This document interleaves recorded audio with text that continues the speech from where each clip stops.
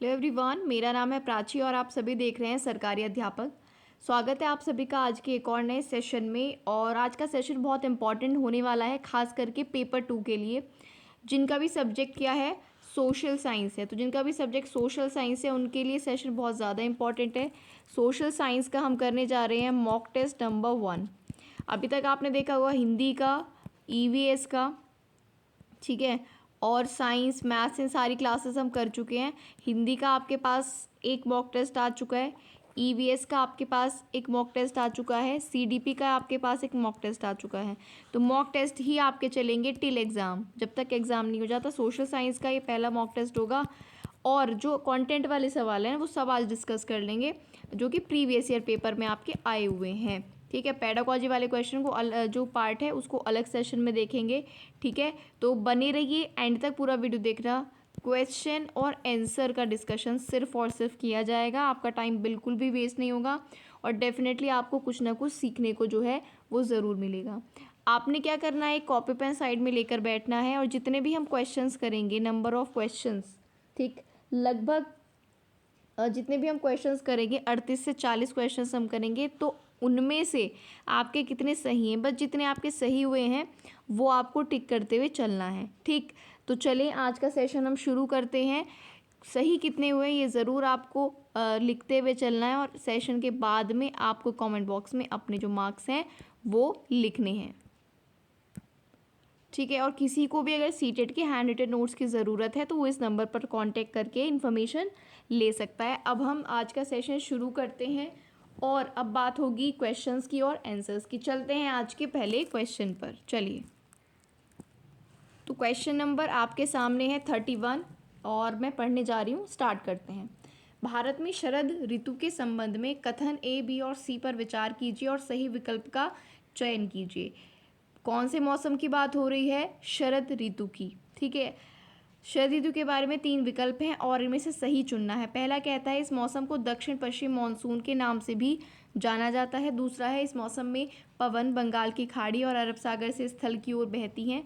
तीसरा है ये मौसम मानसून के आने और आगे बढ़ने का मौसम होता है।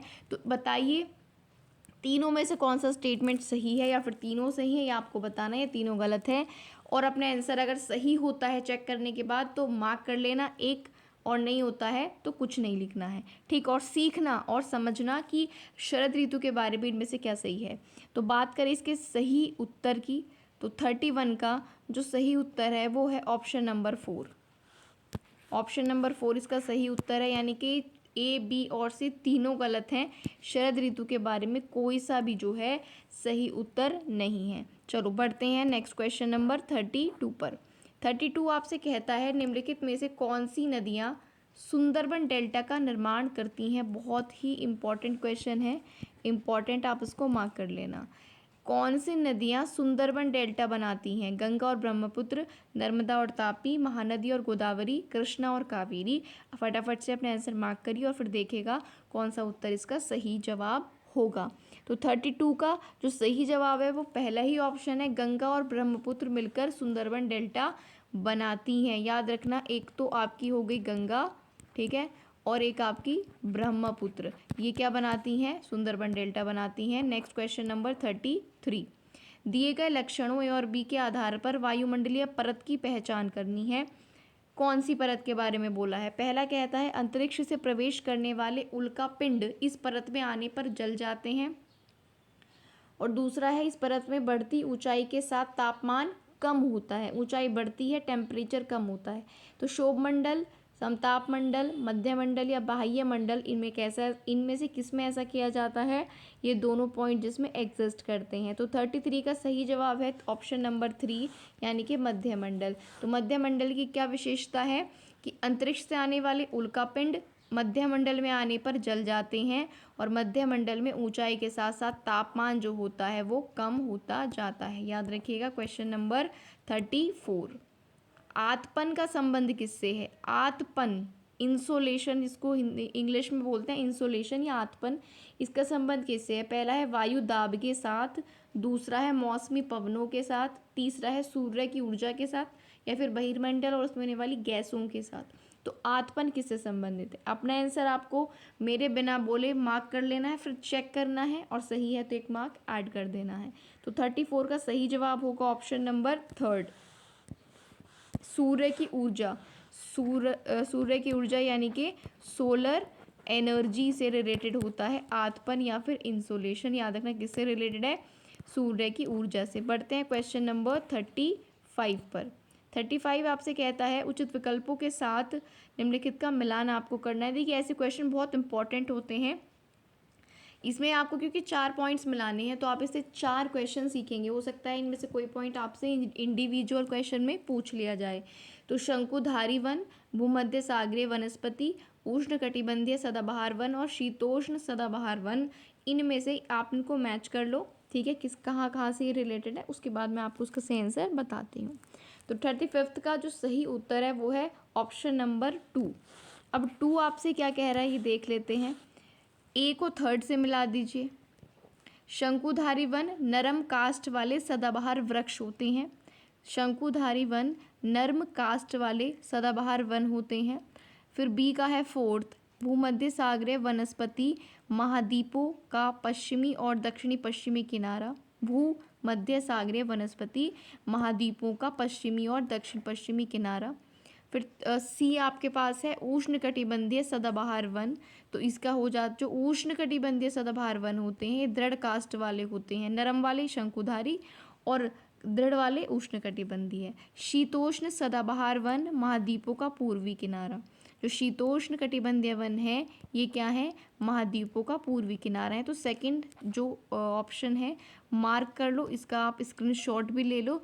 ये क्वेश्चन याद रखना, सेकंड ऑप्शन करेक्ट है, अच्छा क्वेश्चन था। बढ़ते हैं क्वेश्चन नंबर 36 पर। 36 आपसे कहता है दिए गए दोनों कथनों पर ध्यान दें और उचित विकल्प का चयन करें। पहला कहता है सहारा रेगिस्तान एक समय में पूर्णतः हरा भरा मैदान था, और दूसरा कहता है सहारा की गुफाओं से प्राप्त चित्र नदियाँ, मगर, हाथी, शेर, पशु और बकरियाँ दर्शाते हैं। ठीक, तो कौन सा इनमें से सही है? अपना आंसर आपने मार्क कर लिया होगा मुझे उम्मीद है, क्योंकि फटाफट से करना है। ये एक मॉक टेस्ट है जिसमें हम यहाँ पर क्वेश्चन और सही उत्तर का डिस्कशन कर रहे हैं। 36 का सही जवाब होगा ऑप्शन नंबर 3। ए और बी दोनों सही हैं। तो एक बार फिर से पढ़ लेते हैं। सहारा के बारे में क्या बातें हैं? सहारा रेगिस्तान एक समय में पूर्ण रूप से हरा भरा था, और सहारा की गुफाओं से प्राप्त चित्र नदियाँ, मगर, हाथी, शेष पशु और बकरियाँ ये सब दर्शाते हैं। ठीक है, दोनों बातें ठीक है। बढ़ते हैं क्वेश्चन नंबर 37 पर। डॉल्फिन के बारे में दिए गए ए, बी और सी कथनों पर विचार करो, कौन सा सही है ये बताओ, या कौन सा गलत है। डॉल्फिन के बारे में अब आपको 3 स्टेटमेंट दिए हैं। पहला कहता है गंगा और ब्रह्मपुत्र नदी के अलवण जल में डॉल्फिन पाई जाती है। ठीक है, गंगा और ब्रह्मपुत्र नदी के अलवण जल में डॉल्फिन पाई जाती है। दूसरा है डॉल्फिन अभ्यारण्य बिहार राज्य में है। और तीसरा है डॉल्फिन की उपस्थिति से जल की शुद्धता का पता चलता है। तो कौन सा डॉल्फिन के बारे में इनमें से सही है? तो 37 का जो राइट आंसर होगा वो होगा ऑप्शन नंबर 1। तीनों बातें सही हैं डॉल्फिन के बारे में। 37 का फर्स्ट जो ऑप्शन है वो करेक्ट है, यानी कि गंगा और ब्रह्मपुत्र नदी के जो अलवण जल है उसमें डॉल्फिन पाई जाती है। डॉल्फिन अभ्यारण्य कहाँ पर है? बिहार में। और डॉल्फिन की उपस्थिति से जल की शुद्धता, प्योरिटी का पता चलता है। तीनों बातें सही हैं, याद रखना। Question number 38। बायोगैस अनिवार्य रूप से निम्न में से किन का मिश्रण है? बायोगैस क्या होती है? एक मिक्सचर होती है। और बायोगैस किसका मिक्सचर है? 4 ऑप्शंस पढ़ो और फटाफट अपना आंसर लगाओ। अब आप सभी में से 99% लोग ये जानते होंगे बायोगैस मीथेन से बनती है, लेकिन मीथेन के साथ कौन सी गैस होती है ये शायद आप लोगों में से सब नहीं जानते होंगे। तो 38 का सही उत्तर है ऑप्शन नंबर 1, मीथेन और कार्बन डाइऑक्साइड। मीथेन का फॉर्मूला होता है CH4 और कार्बन डाइऑक्साइड का होता है CO2। तो मीथेन और कार्बन डाइऑक्साइड मिलकर बनाते हैं बायोगैस। ये अनिवार्य रूप से इसमें प्रेजेंट होता है। Question number 39। संसाधन के बारे में कथन ए और बी पर विचार करें और सही उत्तर बताएं। पहला आपसे कहता है सभी संसाधनों का आर्थिक मूल्य होता है। दूसरा है समय और प्रौद्योगिकी यानी कि टेक्नोलॉजी, ये 2 महत्वपूर्ण कारक हैं जो पदार्थों को संसाधन में परिवर्तित कर सकते हैं। तो बताओ कौन सा सही है इन दोनों में? तो 39 का सही उत्तर है ऑप्शन नंबर 1। ए गलत है लेकिन बी सही। सभी संसाधनों का आर्थिक मूल्य नहीं होता, हर चीज़ की इकोनॉमिक वैल्यू नहीं होती है। लेकिन दूसरी बात बिल्कुल ठीक है कि समय यानी कि टाइम और टेक्नोलॉजी, ये दोनों पदार्थों को संसाधन में बदल सकते हैं, ये बात बिल्कुल ठीक है। बढ़ते हैं क्वेश्चन नंबर 40 पर। निम्न में से ऊर्जा के परंपरागत स्रोत के समूह की पहचान करो। ऊर्जा का परंपरागत स्रोत, कन्वेंशनल सोर्स ऑफ एनर्जी, इनमें से क्या है? खनिज तेल, प्राकृतिक गैस, ईंधन, कोयला, ईंधन बायोगैस, जल विद्युत, भूतापीय ऊर्जा, ज्वारीय ऊर्जा, परमाणु ऊर्जा, सौर ऊर्जा या जल विद्युत। इनमें से ऊर्जा के परंपरागत स्रोत कौन से हैं, आपको ये बताना है। तो 40 का सही जवाब है पहला ऑप्शन, ठीक है। खनिज तेल, प्राकृतिक गैस वैसे और ईंधन, ये क्या है? ऊर्जा के परंपरागत स्रोत हैं। 40 का पहला उत्तर सही है। खनिज तेल, ऑयल और नेचुरल गैस और आपका ईंधन, ये क्या है? परंपरागत स्रोत हैं। Question number 41। प्राकृतिक संसाधनों के प्रकार को उनके वर्गीकरण से आपको मैच करना है। वर्गीकरण के आधार पर और संसाधन के प्रकार से मैच करना है। पहला है विकास और प्रयोग का स्तर, दूसरा है उद्गम, तीसरा है वितरण और चौथा है भंडार। तो कौन सा उत्तर इनमें से सही होगा, आप मैच कर लीजिए अपने हिसाब से। और सही आंसर जो होगा 41 का, वो भी क्या होगा? 41 का होगा option number 1 is the right answer. यानी कि पहला का पहला है, पहले का पहला है, दूसरे का दूसरा है, तीसरे का तीसरा है और चौथे का चौथा है। विकास और प्रयोग का स्तर वास्तविक और संभाव्य है, इसके संसाधन के प्रकार है, ठीक है। विकास और प्रयोग का स्तर वास्तविक और संभाव्य। उद्गम जैव और अजैव हो सकता है।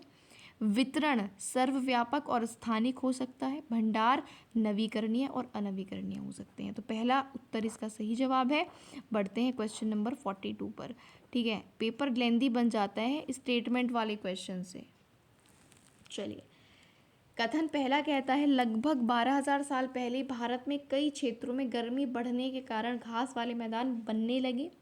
और दूसरा कहता है हिरण, बारहसिंगा, बकरी, भेड़ और मवेशी जैसे जानवरों की संख्या बढ़ी है। तो क्या बातें इन दोनों में से सही हैं? 42 का सही जवाब क्या होगा? ऑप्शन नंबर 4 होगा। दोनों सही हैं, ठीक है। ए और बी दोनों सही हैं, किंतु ए का कारण भी नहीं है। लगभग 12,000 साल पहले भारत में कई क्षेत्रों में गर्मी बढ़ने लगी। कारण क्या था? बढ़ने के कारण घास वाले मैदान बनने लगे, बात बिल्कुल ठीक है। हिरण, बारहसिंगा, बकरी, भेड़ और मवेशी, इनकी संख्या बढ़ी है, पहले से अब बढ़ी है। हिरण की, बारहसिंगा की, बकरी की, भेड़ की और मवेशियों की संख्या बढ़ी है। दोनों इंडिविजुअली अलग अलग सही हैं, दोनों का एक दूसरे से कोई संबंध नहीं है। पढ़ते हैं क्वेश्चन नंबर 43 पर। पुरास्थलों के संदर्भ में कौन सा कथन सही है? पुरास्थल जो होते हैं, साइट्स जो होती हैं। पहला है वह स्थान जहाँ वस्तु के अवशेष मिलते हैं। दूसरा, ये केवल ज़मीन के ऊपर ही पाए जाते हैं। तीसरा, ये केवल ज़मीन के अंदर पाए जाते हैं। चौथा है ये समुद्र और नदी के तल में कभी नहीं पाए जाते। तो पुरास्थल के बारे में कौन से कथन सही हैं? 43 का सही जवाब होगा ऑप्शन नंबर 1, केवल ए। ऑब्वियस सी बात है, ये ज़मीन के केवल अंदर ही पाए जाते हैं, कहीं भी पाए जा सकते हैं। केवल बाहर भी पाए जाते हैं, तो केवल बाहर या केवल अंदर नहीं, कहीं भी।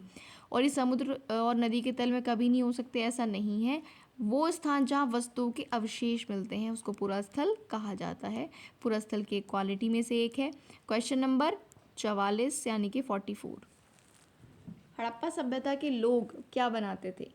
पत्थर की मोहरें, पीले रंग से डिज़ाइन किए गए पात्र, लोहे से बनी तकलियाँ या फिर सोने से बनी बर्तन। सब इंपॉर्टेंट क्वेश्चन कवर हो रहे हैं आपके यहाँ से। ये भी एक बहुत इंपॉर्टेंट सवाल है कि हड़प्पा सभ्यता के लोग क्या बनाया करते थे। तो 44 का सही जवाब है ऑप्शन नंबर 2, ए और डी।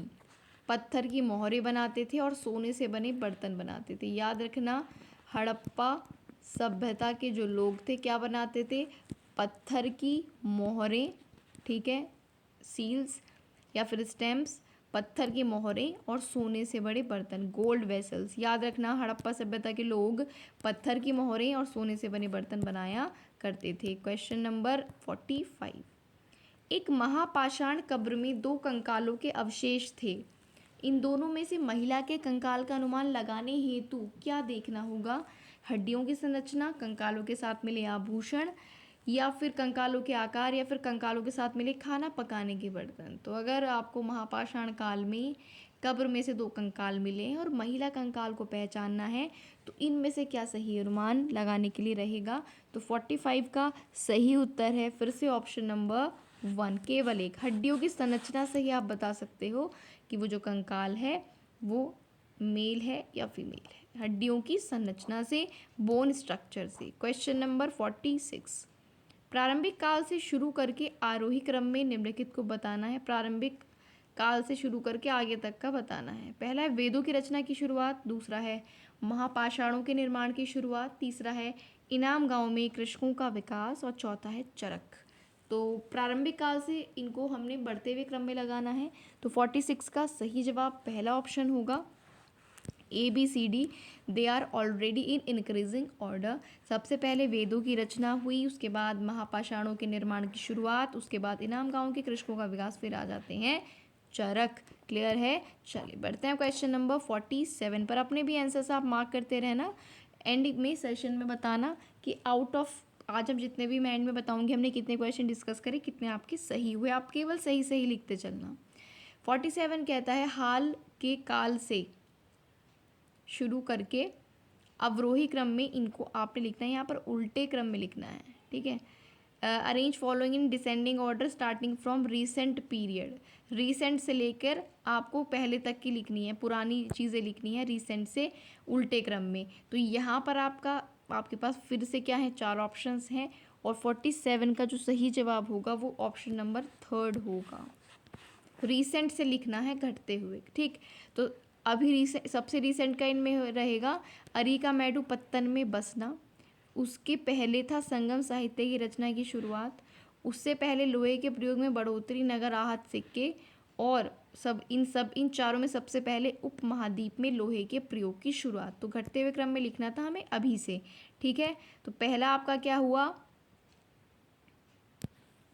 सी, अरिकमाइडू पत्तन में बसना, संगम साहित्य की, उससे पहले संगम साहित्य की रचना की शुरुआत, उससे पहले लोहे के प्रयोग में बढ़ोतरी, और उससे पहले सबसे पहले उपमहाद्वीप में लोहे के प्रयोग की शुरुआत। चलिए बढ़ते हैं क्वेश्चन नंबर 48 पर। 48 आपसे क्या कहता है, कथन है कि चोल मंदिर धार्मिक, सामाजिक और सांस्कृतिक जीवन के केंद्र थे। धार्मिक भी थे, सामाजिक भी थे और सांस्कृतिक जीवन के केंद्र भी थे। दूसरा कहता है चोल कांस्य प्रतिमाएं देवी देवताओं की थी पर कुछ प्रतिमाएं भक्तों की भी थी। तो क्या इन बातों में दोनों में सच्चाई है, ये आपको ढूंढकर बताना है। तो 48 का सही जवाब क्या होगा, ऑप्शन नंबर 4 होगा। दोनों सही है लेकिन ए का सही स्पष्टीकरण बी नहीं है, मतलब इन दोनों का आपस में कोई स्पष्टीकरण नहीं है लेकिन इंडिविजुअली दोनों ठीक हैं। तो क्या कह रहे हैं ये कि जो चोल मंदिर हैं वो धार्मिक, सामाजिक और सांस्कृतिक जीवन के केंद्र थे। और बी क्या कहता है, चोल कांस्य प्रतिमाएं देवी देवताओं की थी और कुछ भक्तों की भी थी। याद रखिएगा चोल संप्रदाय से रिलेटेड चीज़ें इसमें बताई गई हैं। क्वेश्चन नंबर 49, कथन एक कहता है दिल्ली के सुल्तानों के समय तवारीख के लेखकों ने जन्मसिद्ध अधिकार और लिंगभेद पर आधारित आदर्श समाज व्यवस्था बनाए रखने की सलाह दी। किसने, आदर्श समाज व्यवस्था बनाई, लेखकों ने। दूसरा कहता है उनके विचारों से सारे लोग सहमत होते थे। क्या आप दोनों में बातें ठीक हैं। 49 का सही जवाब क्या होगा, ऑप्शन नंबर 1 होगा। ए सही है और बी गलत है, तो बी को हम नहीं पढ़ रहे। ए में क्या बोला फिर से पढ़ लेते हैं, दिल्ली के सुल्तानों के समय तवारीख के लेखकों ने जन्मसिद्ध अधिकार और लिंग भेद पर आधारित आदर्श समाज व्यवस्था बनाए रखने की सलाह दी थी सुल्तानों के समय। याद रखिएगा इस चीज़ को। क्वेश्चन नंबर 50, कथन कहता है रजिया ने अपने अभिलेखों में अपना नाम पुरुषों जैसा लिखकर अपने पुरुष होने का भ्रम पैदा किया। दूसरा कहता है तवारीख के लेखकों ने सामाजिक तथा लिंग भेद को आधार बनाकर ये तर्क दिया कि पुरुष स्त्रियों की तुलना में श्रेष्ठ होते हैं। बताइए दोनों में से क्या बातें सही हैं और कौन सी बात गलत है। तो 50 का सही जवाब मैं आपको बता देती हूँ, वो होगा ऑप्शन नंबर 2। ए तो गलत है, रजिया ने ऐसा कुछ नहीं किया था, तो इसे आप भूल जाओ जो हमने पढ़ा है। लेकिन जो बी है वो सही है। बी कहता है तवारीख के लेखकों ने सामाजिक और लिंग भेद को आधार बनाकर ये तर्क दिया था कि पुरुष स्त्रियों की तुलना में श्रेष्ठ होते हैं। ये तर्क किसने दिया था? तवारीख के लेखकों ने। याद रखना, ये अच्छा क्वेश्चन था। Question number 51। पहला कथन कहता है, सारे कथन वाले क्वेश्चंस हैं।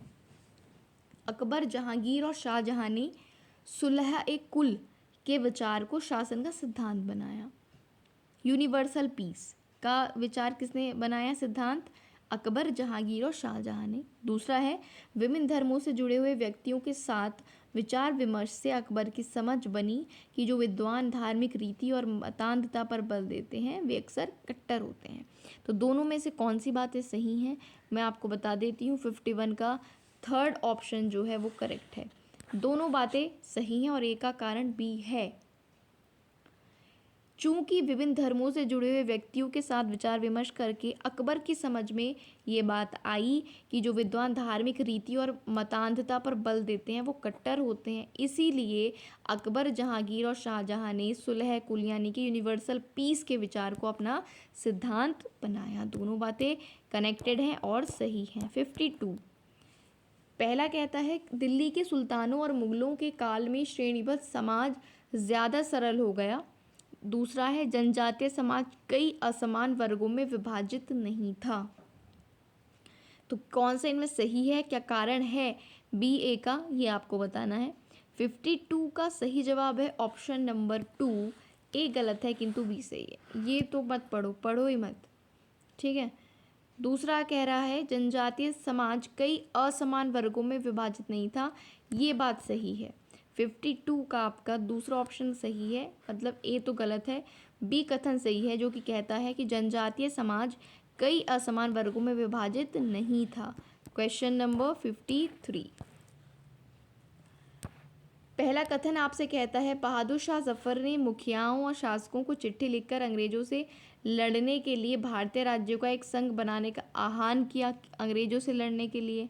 दूसरा कहता है बहादुर शाह जफर के 1857 के बगावत को अपना समर्थन देने के फैसले ने स्थिति रातों रात पीड़ित बगावतियों के पक्ष में बदल दी। तो अब इन दोनों में से क्या सही है क्या गलत है वो जान लेते हैं। 53 का थर्ड ऑप्शन जो है वो करेक्ट है, दोनों सही हैं और ए ने बी को सुनिश्चित किया है। बहादुर शाह जफर ने मुखियाओं और शासकों को चिट्ठी लिख के अंग्रेजों से लड़ने के लिए भारत के राज्यों का एक संघ बनाने का रिक्वेस्ट किया था, क्योंकि बहादुर शाह जफर ने 1857 के बगावत को अपना समर्थन देने के फैसले ने स्थिति रातों रात जो है पलट दी थी, बगावतियों के पक्ष में बदल दी थी। Next question number 54। औपनिवेशिक काल के दौरान महिलाएं जाति और सुधार के संदर्भ में निम्नलिखित में से कौन सा विकल्प गलत है? औपनिवेशिक काल की बात चल रही है, कॉलोनियल पीरियड की, उसके दौरान जो फीमेल थी, महिलाएं थी, तो जाति और सुधार के संदर्भ में कौन सा विकल्प गलत है? औपनिवेशिक काल की महिलाओं के बारे में जाति और सुधार के संदर्भ में, तो कौन सा गलत है वो मैं आपको बता देती हूँ, फिर सही वाले ऑप्शंस को पढ़ लेते हैं। 54 का फोर्थ ऑप्शन जो है वो गलत है। प्रार्थना समाज ने केवल हिंदू ग्रंथों पर विचार विमर्श किया, ये गलत है। तो औपनिवेशिक काल के दौरान महिलाएं जाति और सुधार के संदर्भ में क्या बातें सही है? पंडिता रमाबाई ने पूना में एक विधवा गृह की स्थापना की। पंडिता रमाबाई ने पूना में विधवा गृह की स्थापना की, सही है। प्राचीन ग्रंथों के ज्ञान से सुधारकों को नए कानून बनवाने में मदद मिली, ये भी सही बात है। और विद्यासागर ने विधवा विवाह का सुझाव दिया था। याद रखना किसने दिया था? विद्यासागर जी ने। तो ये तीनों ऑप्शंस करेक्ट हैं। बढ़ते हैं क्वेश्चन नंबर 55 पर। तेलंगाना राज्य पहले भारत के किस राज्य का हिस्सा था? अच्छा क्वेश्चन है। मध्य प्रदेश, कर्नाटक, महाराष्ट्र या फिर आंध्र प्रदेश? तेलंगाना पहले कौन से राज्य का हिस्सा हुआ करता था? तो 55 का सही आंसर है फोर्थ, आंध्र प्रदेश का पार्ट था तेलंगाना। याद रखेंगे किसका? आंध्र प्रदेश। नेक्स्ट क्वेश्चन है आपका 56। निम्नलिखित कथनों पर ध्यान दें और लोकतंत्र में संचार माध्यम की सही भूमिका बताएं। कम्युनिकेशन, ठीक है, लोकतंत्र में कम्युनिकेशन कहें या मीडिया कहें, है ना, मीडिया की क्या भूमिका होनी चाहिए लोकतंत्र में, वो आपको बताना है। पहला है कि इसे समाचार के माध्यम से नागरिकों को सूचना पहुंचानी चाहिए।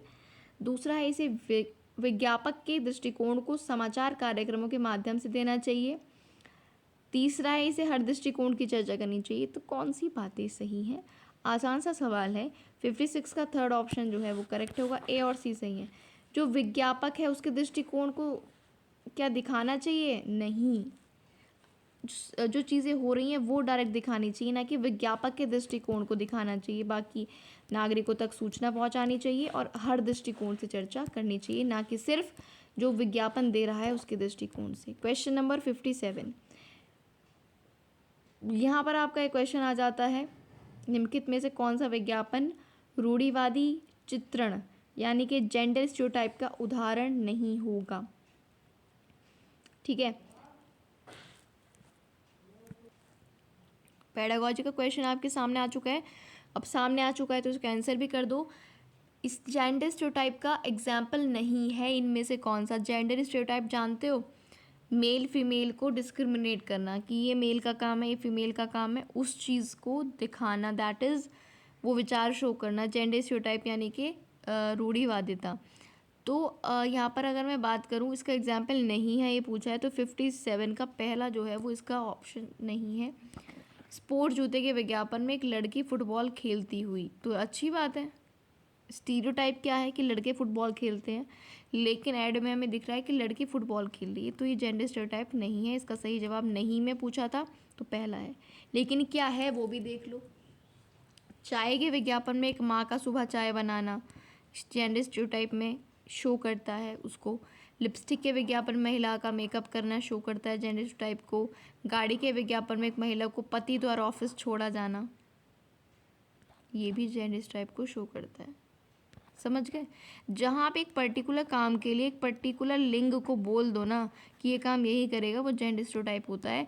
मुझे उम्मीद है ये आपको क्लियर होगा। हर सेशन में इसके बारे में हर क्वेश्चन, लगभग एक क्वेश्चन हम डिस्कस करते ही हैं।